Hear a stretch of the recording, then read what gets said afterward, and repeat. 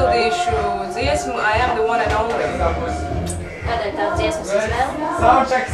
Pirmkārt, tā dziesma ir tik pilna ar tādu patiesu enerģiju par to, ka es viņu kaut ko ļoti tā sajūtu arī sevī, tāpēc, ka mēs esam katrs tas, kas mēs esam vienīgi, un arī cilvēks man blakus ir viens vienīgais, tāpēc mēs nevaram justies pārāk par citiem, jo mēs katrs esam tik ārkārtīgi īpaši.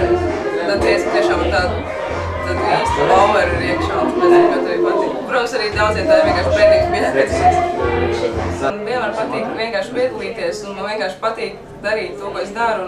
Un ja ir tāda iespēja, tad es nevēlos to laist garām, es vēlos to izmantot un uzstāties un spēlēt un darīt to ar visu sirdi un dvēseli un vislabākajiem nodomiem.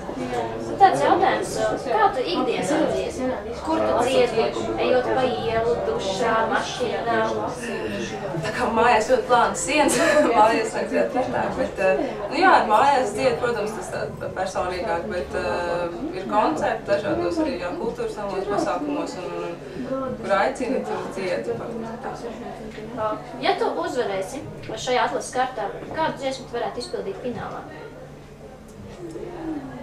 Man nav ne mazākās nojausmas.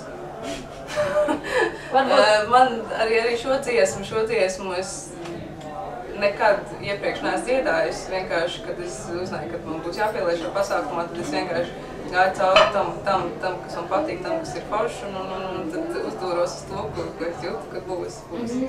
Tā kā, ja es tikšu finālā, tad noteikti tas būs līdzīgi, un tā dziesma atnāks pati.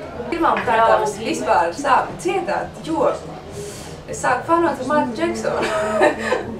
Mēs bērnībā ar māsu sadarējām 100 latiem, bet es kādreiz ar viņu ierakstīšu singlu kopā.